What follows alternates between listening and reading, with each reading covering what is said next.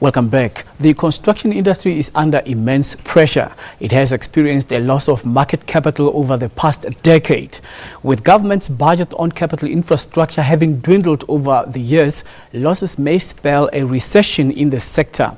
Iconoclust has released an industry analysis report called Cyclical Industries, focusing on construction. And to help us unpack that is Vusi Thembekwayo, who is CEO of My Growth Fund. Vusi, so delighted to have you in the studio. Firstly, tell us, how bad is the situation? It's bad. It's bad. I think what people perhaps need to understand is not only is the situation bad, but it's going to get worse. You see, the construction industry is a critical industry in the sense that, unlike many other industries, it plays at the center of other industries that feed it. So, for instance, construction companies have a very incestuous relationships with mining houses. Mining houses can't do the work they do without construction industry enabling it. So if you don't get the construction industry to fire, what happens is other sectors of the economy suffer too.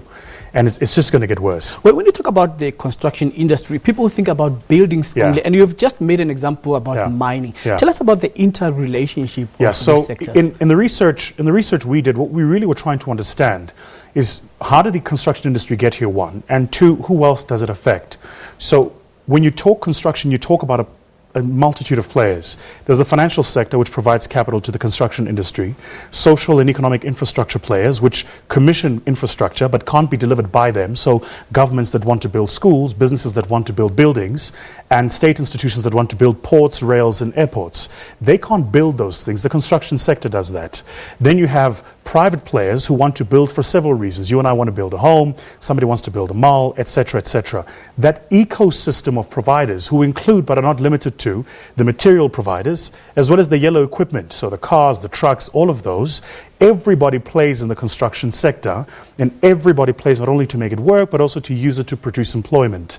And so when the sector suffers, you're talking about a value chain of industries that are affected. Why is the industry not viable at the moment, given that when you look at inflationary pressures on production of these machineries, some of them are imported. So why is it that we have a cascading effect which is on the uptick?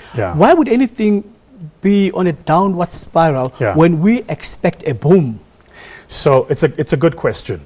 I think what people often misunderstand is you have to remember that there is the construction industry as it relates to the inputs of materials. So think here about cement, bricks, concrete. We manufacture those in South Africa. What we don't manufacture is our own yellow equipment. So we don't manufacture our own forklifts, for instance. We don't manufacture our own trucks, etc. Those are imported. So when the currency has a fluctuation, the cost of the construction project is then affected because you have to import equipment you use in that process. The question you asked is, why is the industry suffering?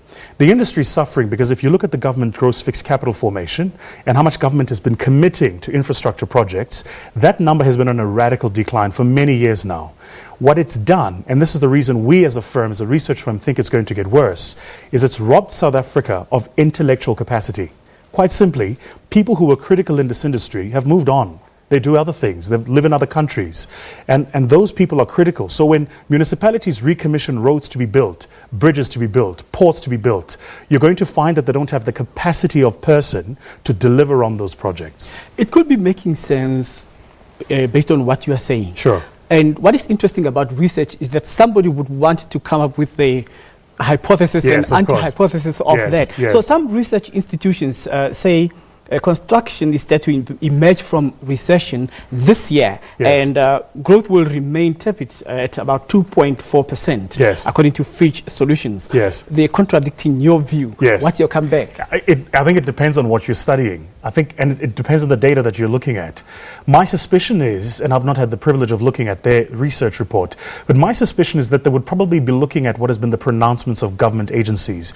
We don't look at what government agencies are saying. We don't look at what government leaders are saying. We look at what is spent on the ground.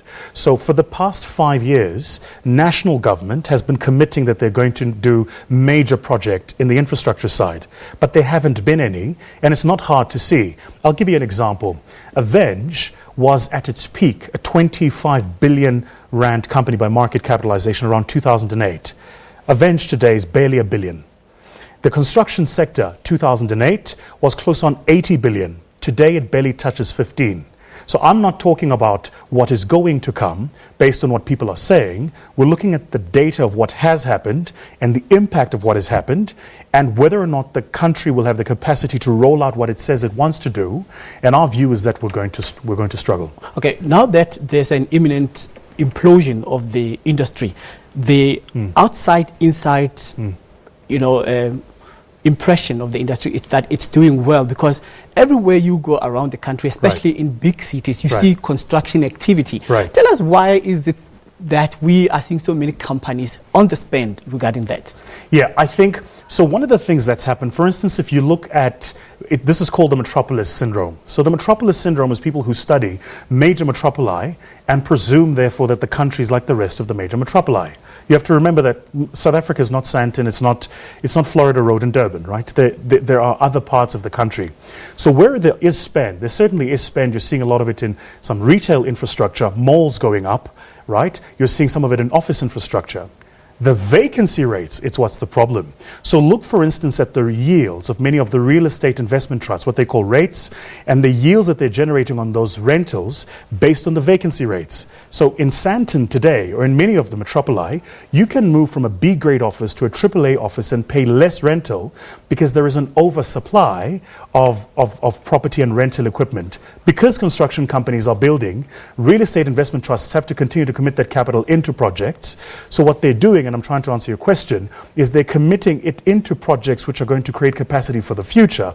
But right now, demand is far less than what is supply. Tell us about the sporadic blows that the construction industry used to experience from 2009 and going into the 2010 World Cup, where there was this, resurgence of construction projects in the country. Are we over that corruption spree that really hit the industry? So I think South Africa is going to have a very difficult conversation about that. The first thing to consider, and you're on the money, so we know it's now common cause that there was corruption around the 2010 Stadia project. We know the companies that participated in it. Those companies committed something in the order of 2.1 billion to go into the national fiscus as a way of reparations and truth to make up for their bad behavior. Many of those companies, however, have since folded. So you're talking about companies like Olivieri, which is now in business rescue. Wilson Bailey Homes is still sustaining, but it's facing a difficult time. Group 5 is in business rescue. So when you're in business rescue, you're not really worried about paying back money for something you did bad in the past. You're worried about, can you sustain your business today? As a result of it, even though there was bad behavior in the past that's supposed to have made it back way into the social ecosystem of South Africa to make up, that money hasn't come through, certainly not all of it completely.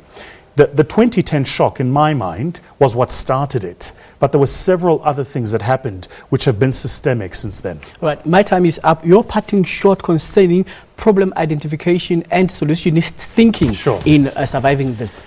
Look, I think, the point we wanted to make when we commissioned the research is a very simple one. That if our government is deliberate about rebuilding the construction sector, they're going to have to be deliberate. They're going to have to commit money at a national government level. Provincial governments are going to make sure that they have to have the resources to commit to it. And then local governments are going to have to make sure that they have the human capital there to execute on those projects.